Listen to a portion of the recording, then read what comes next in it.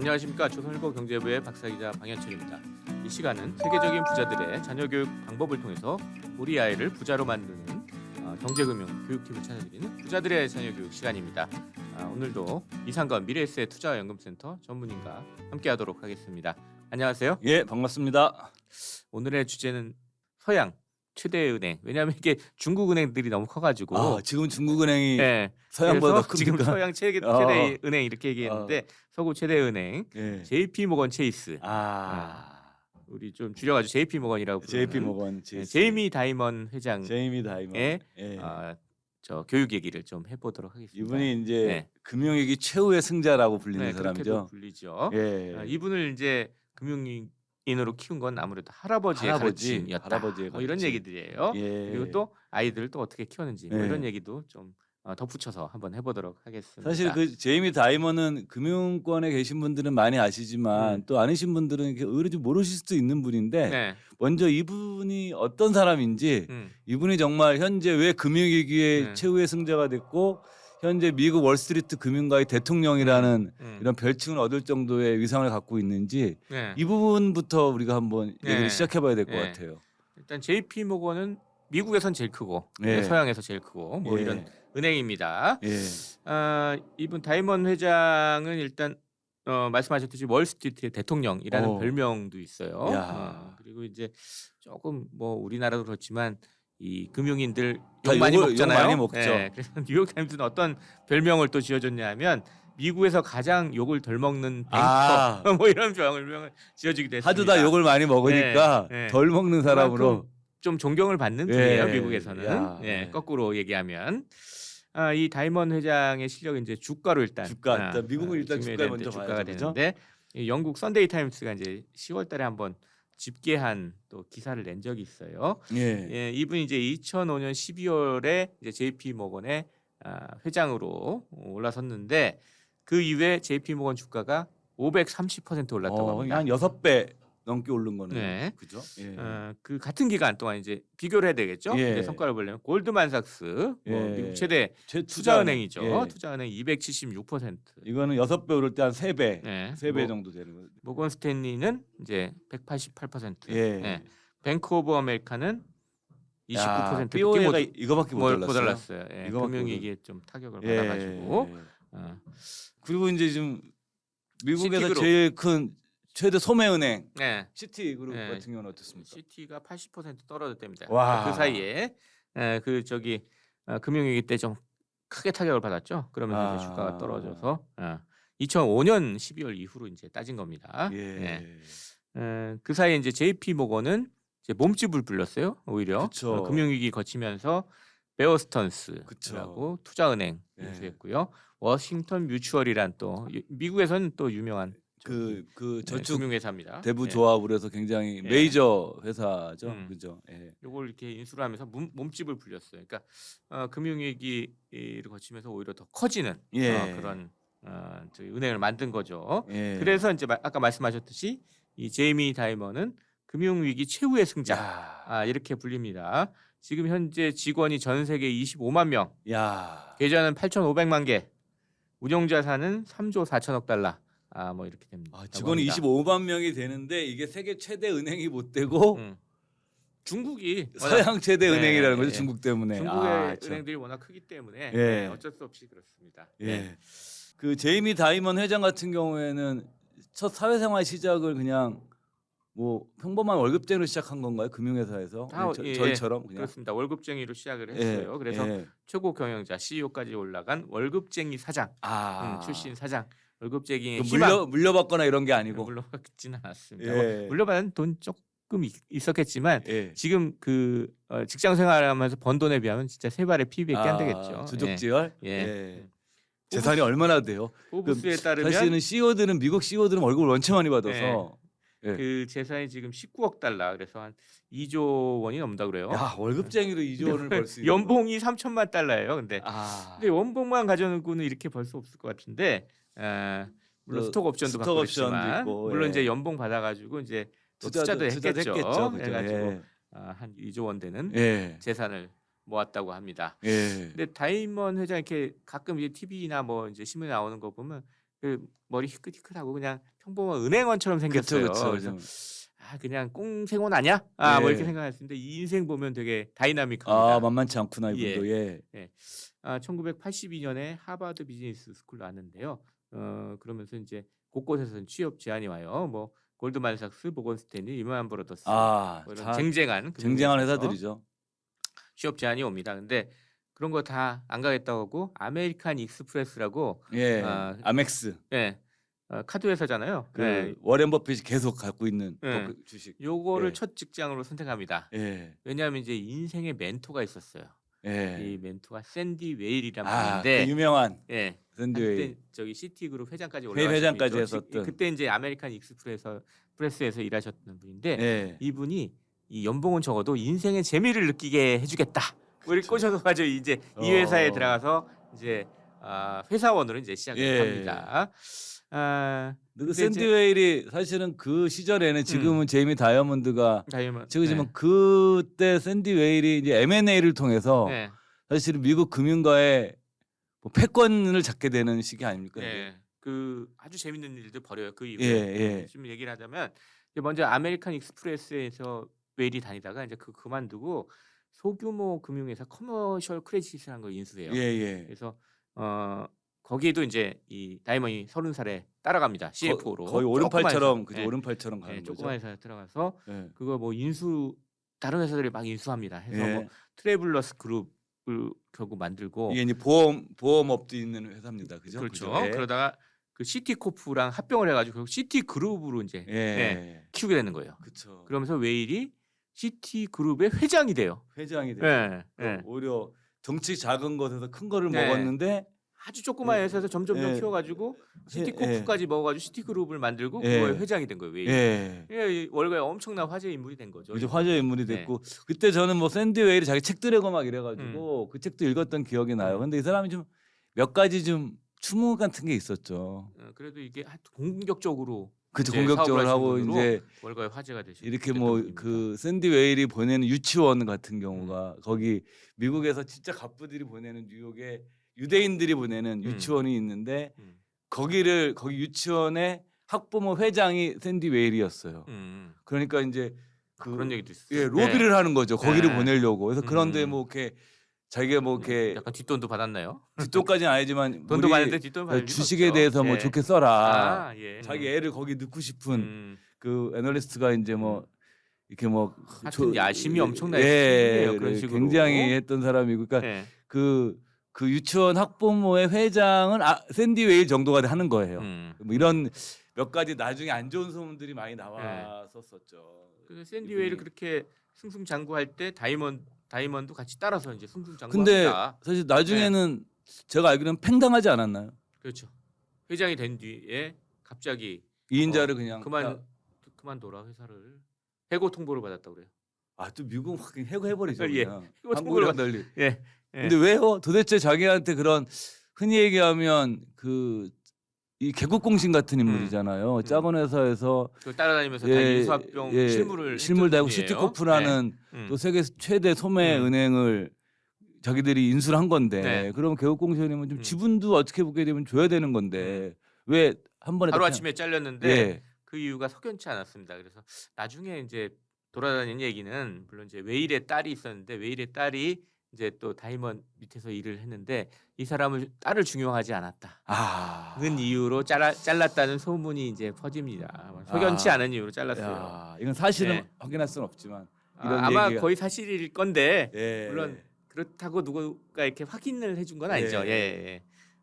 그래서 하루 아침에 이제 바닥에 떨어진 자기 인생의 멘토로부터 버림을 당한 거잖아요. 배신당한 거죠. 예. 그러다가 이제 칼을 달죠. 숨어서 칼을 쓱쓱 갈다가 예. 98년에 잘렸는데 2년 동안 이제 절치부심합니다. 하다가 2000년에 2년 만에 미국 5위 은행인 뱅크원의 최고 경영자로 복귀를 합니다. 제이미 다이먼이. 여기서는 이제 자기가 처음으로 이제는 CEO를 맡은 거잖아요. 어찌 보면. 그전에도 저기 뭐 스미스 바니머에서 계열사 CEO는 CEO를 했었는데 맡았지만 요거는 그래도 완전 독립적인 CEO가 된 거죠. 그래도 최종 의사 결정은 샌디 웨일의 그렇죠. 그때는 그랬는데 지금은 이제 자기가 이제 의사 결정을 할 수 있는 최종적으로 할 수 있는 네. 거죠. 그죠? 네. 예. 그래서 그때 자기의 이제 그 캐치프레이즈가 초롱성 같은 대차대조에서 아. 흔들리지 않는 금융회사를 만들겠다. 예. 이렇게 된 거죠.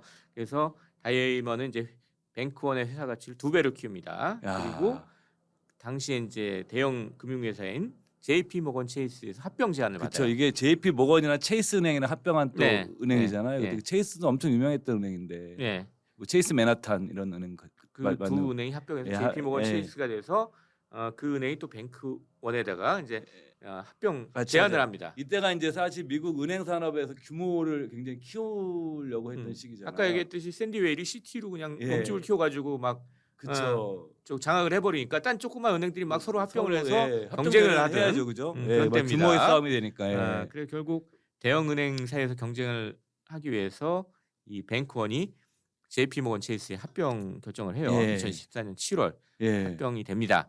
근데 더 놀라운 것은 2015년 12월에 제이미 다이먼이 JP 모건 체이스의 CEO가 돼 버려요. 원래 인수됐으면은 그렇게 안 되는데 뭐 팽을 당하는 경우가 많은데. 회사에 거꾸로 CEO가 예. 돼 버리죠. 워낙 능력이 출중하다 보니까. 예. 이게 아무튼 미국은 이사회 구조가 발달돼서 음. 이사회에서 그렇게 논의를 해서 인수된 기업이라 하더라도 이사회에서 그렇게 제이미 다이아몬드를 밀 수도 있지 않았을까. 그냥 아니, 추측컨대. 그것보다 이제 아무래도 이제 JP 모건 체이스에서 이 제이미 다이먼을 좀 잡아오기 위해서 인수를 했다는 뭐 그런 소문도 있으니까 후계자로 오히려 워낙 능력이 출중하기 그러니까 때문에 이 사람을 우리가 확보해야 된다. 이게 보면은 이 미국은 이 출신보다도 능력을 보는 이런 문화가 어떻게 보면 좀 이럴 땐 되게 좋은 것 같아요. 예. 그래서 이런 다이먼의 금융 DNA, 이건 DNA. 어떻게 해서 키워졌을까 이게 궁금한데 자신 이제 회고를 좀 예. 해놓은 게 있어요. 이 할아버지 파노스 파파데메트리오우 조금 이름이 어려운데 성이 어려운데 예. 이분이 그리스 이민자 출신입니다. 그 제이미 다이먼이 그리스계입니까? 예, 저는 그리스 이민자 유대계인 줄 알았어요. 아닙니다. 지금까지. 그리스. 왜냐면 샌드웨이랑 친해서 예. 같이 유대인인 줄 알았어요. 예. 유대인이 아니었구나. 네, 그리스 출신인데 이 성을 이제 미국으로 와서 다이먼으로 바꿉니다. 예. 그래가지고 이제 처음에 할아버지는 버스 차장 뭐 이런 걸로 이제 저 일을 하다가 은행 뉴욕 애틀란틱 은행에서 부사장까지 오르고 그 이후에 시어슨 해밀이라는 증권사에서 증권 브로커로 이제 예. 활동을 하면서 돈을 버신 분이거든요. 그래서 예. 주식으로 돈 벌어야 된다. 뭐 이런 생각을 가지신 분이에요. 그래가지고 이 자기 아들 그러니까 제이미 다이먼의 아버지죠. 아버지. 이분이 원래 바이올린 연주자가 되고 싶었는데 그거 하지 말고 증권 그거 브로커 돈안 하라고 되니까 돈 안 되니까 그거 하지 말라고. 같은 회사에서 증권 예. 브로커 일했다고 합니다. 그래서 항상 이제 어릴 적마다 식탁 앞에서 하는 얘기가 주로 주식 사랑 얘기, 예. 주식 얘기 뭐 이런 걸 했고요. 예. 이 할아버지란 분이 되게 재밌는 분인데 6개 국어를 하시던 분이고 하루에 1마일 한 1.6km 정도 이렇게 맨날 걸어 다니시는 분이라고 하네요. 그리고 또 엄청나게 글을 많이 읽는 분이라고 이게 해요. 인류 투자가들의 특징이에요. 네. 엄청난 독서량이라는 게 이 할아버지도 보게 되면 음. 인류 투자가의 어떤 자질을 갖고 계셨던 분이네요. 다이먼도 엄청난 독서가입니다. 근데 이런 책 읽는 습관 물론 당연히 아버지한테 물려받았다고 그러는데 고등학교 때부터 제이미 다이먼은 투자와 금융에 관한 책을 읽었거든요. 고등학교 때부터요? 네. 그 유명한 책 있잖아요. 그 가치 투자의 대가 벤저민 그리엄의 증권 분석. 그거 재미없는데 이거를 고등학교 때 읽었어요. 되게 그 딱딱한 책인데 증권 분석은 뭐 이런 것도 읽었다고. 고등학교 때 읽었고요. 우리가 또 지난번 한참 전에 좀 얘기했던 폴 게티라는 폴 게티. 부자. 예. 이분의 부자 되는 법. 요 책은 되게 재밌어요. 예, 엄청 이 재밌죠. 책도 이제 예. 감명 깊게 읽은 책 중에 하나라고 합니다. 그러니까 이미 고등학교 때 이런 투자의 고전과 그 당대의 그 최고의 부자인 그 폴 게티 이런 스토리들을 읽었었으면 상당히 어떻게 보면 금융 DNA를 일찍 개발한 사람이라고 볼 수 있겠네요. 네, 할아버지가 이제 금융 DNA를 많이 키워줬다. 이렇게 회고를 하고 있습니다. 예. 이게 성공한 CEO인데 예. 하루 일상 같은 것도 궁금해요. 보통 성공한 CEO분들이 보통 아침잠이 없지 않나요? 이분 엄청나게 글을 많이 읽는 다독가인데 5시에 일어난대요. 새벽 5시에 일어나가지고 1시간 반에서 한 2시간 정도 신문을 읽는다고 그럽니다. 아침에 일어나자마자. 약간 옛날 사람이네. 그죠? 라고 생각할 수 있는데 신문을 읽는다고 그래요. 정보부터 정리된 정보를 얻어야 되니까 가장 먼저 읽는 게 이제 둘째 딸이 이제 언론인이에요. 이 둘째 딸이 다니는 뉴욕 데일리, 뉴욕 지역 신문입니다. 읽고 그다음에 뉴욕 포스트 뭐 이게 다 일단 지역 신문부터 먼저 읽고 예. 그다음에 특히 이제 읽을 때 사설하고 오피니언을 되게 중요시한다고 그러고요. 어. 그다음에 워싱턴 포스트, 뉴욕 타임스, 월스트저널, 파이낸스 타임스 다 이거 읽고요. 다 네. 엄청 오래 걸릴 텐데 아침에. 그다음에 이제 다음 읽을 거리로 넘어간다 그래요. 예. 그다음에 애널리스트 보고서 읽고 그다음에 연설문 자기 연설문도 예. 읽어보고 그다음에 뭐 여러 가지 이제 증권가에서 나온 예. 짧은 팜플렛 예. 같은 게 있어요. 이게 이제 뭐 뉴스레터 비즈니스 같은 게 네. 아주 많이 발달되어 있는데 예. 그 그랜트의 이제, 금리오점 그러니까 이제 네. 짐 그랜트라는 그 사람 이름을 따서 한 건데 여기 이제 이런 음. 금리 관련된 이런 것들 유명한 음. 그 글도 쓰시고 그런 분이죠. 네. 그러니까 그런 것도 보시고. 그런 리플렛을 보고 그다음에 마크 파버가 이제 마크 발행하는 파버. 예. 더 그룸 붐앤 둠이라는 리포트 예. 이것도 예. 읽으시고 이거 자주 읽는다 그러고요. 또 예. 이코노미스트 같은 잡지도 다 읽는다고 합니다.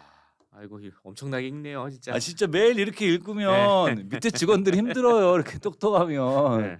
이렇게 많이 읽으면 엄청 재밌는 게 이제 예. 이분은 이제 종이로 읽는 걸 선호한다고 그래요. 아. 옛날 분이라서 그런가 했는데 그게 아니라 또 이유가 있어요. 네. 내 생각에 옛날 분이라 그럴 것 같아. 온라인으로 읽으면 예. 이제 자기가 원하는 것만 읽게 됩니다. 아. 근데 종이로 읽으면 자기가 원하지 않는 것도 보고 읽어야 돼요. 예. 그러면 이 온라인으로 읽으면 내 습관에 내 입맛에 맞는 것만 있기 때문에 편식이 되는데 예. 종이로 읽으면 편식을 하지 않게 된다. 아. 이래서 종이로 읽는 걸 선호한다고 그래요. 그 이런 것도 애널리스트 보고 연설문도 보고 잡지도 보고 신문도 보고 그럼 책을 언제 읽어요? 책도 읽는데 주말에 읽겠죠, 뭐 물론. 진짜. 응. 그래서 이제 글을 잘 쓰는 걸로 유명해요. 물론 이제 이분 내 글을 읽어보긴 했는데 예. 조금 재미는 없어요. 근데 어. 잘 쓰는 걸로 유명합니다. 이게 매년 50페이지짜리 주주 레터를 씁니다, 제가. 전 이거를 네. 읽어봐야 되겠다. 난 이 네. 생각 읽어볼 생각을 네. 못했네요. 근데 약간 재미는 없어요. 그래도 이제 뭐냐면 네. 세계 최고의 금융 회사 금융 CEO의 그거를 쭉 1년 거를 다 정리하는 거예요. 예. 정리가 되게 잘 돼 있어요. 그러니까 대신에. 인사이트를 딱 예. 볼 수 있는 예. 거잖아요. 사실 공짜로 예. 이거를 우리가. 저도 한번 옛날에 JP 모건 다니는 분한테 그거 한번 얻어가지고 읽어본. 아니 지금도 홈페이지에 다 공개는 돼 있습니다. 예, 그러니까. 예.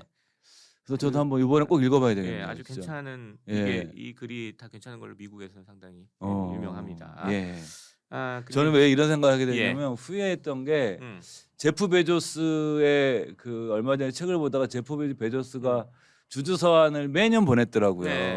그것도 모아놓은 책도 있잖아요. 예. 네. 초기부터 읽었었으면 이 정도 생각하는 사람이었으면 그냥 그냥 뭐 워런 버핏도 매년 그쵸. 주주서한을 자기가 직접 써서. 예, 그렇죠? 그러니까 예. 주주 서한을 이렇게 꼼꼼하게 써서 자기의 생각과 철학을 주주들에게 자기 계획을 꼼꼼하게 밝힐 수 있을 정도의 그 주주를 생각하고 고민하는 사람이라고 그러면 그런 회사의 주식은 사실 사더라도 될 것 같다는 생각 어느 순간 들었어요. 그래서 요즘 그런 걸 후회해요. 제프 베조스 이런 사람들의 주주 서한을 맨날 왜 워렌 버핏 것만 봤지? 네. 이런 생각을 좀 하고 있어요. 저는 개인적으로.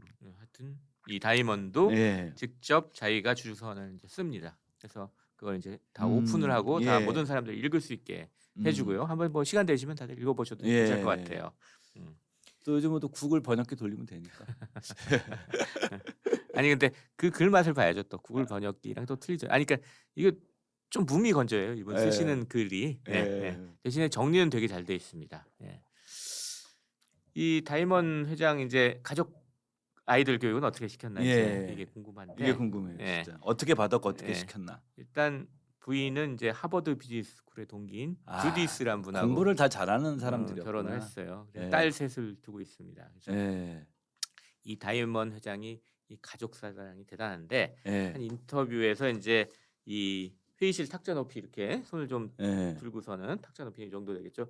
내 인생에서 차지하는 가족의 위치가 이 정도 된다. 그러고 좀 손을 쭉 더 내린 다음에 이제 그 다음에 인류다. 그러니까 완전 확 내린 다음에 JP 모건이 차지하는 위치는 이 정도 된다. 뭐 이렇게 얘기했대요. 근데 다른 사람들이 뭐 들으면 정말 그런가 뭐 이런 생각이 들 정도인데 왜냐하면 일주일에 80시간을 회사에서 보낸다고 하거든요. 예.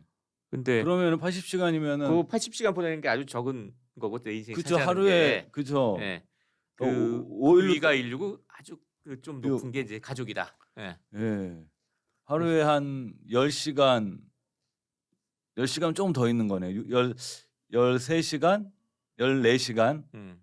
이 정도 있는 건데 하여튼 그래도 꽤 많이 있는 거예요. 가족에 대해서 상당히 남다른 챙기는, 뭐 그런 애정 이런 게 예. 있습니다. 그래서 뭐 우리 흔히 얘기할 때 딸이 아빠네요. 딸 셋입니다. 예. 첫째 딸이 줄리아라고 하는데 예. 85년생. 예. 이분도 이제 하버드 비즈니스 스쿨 아, 그래도 나왔어요. 공부들을 다 잘해. 네. 투자은행인 앨런 앤 컴퍼니에서 일하고 있다고 하고요.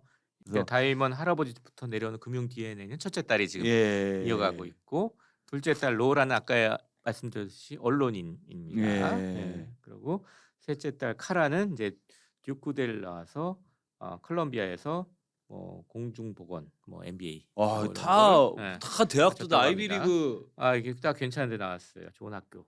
예. 됐고 애들도 잘 키웠네요. 그렇죠. 예.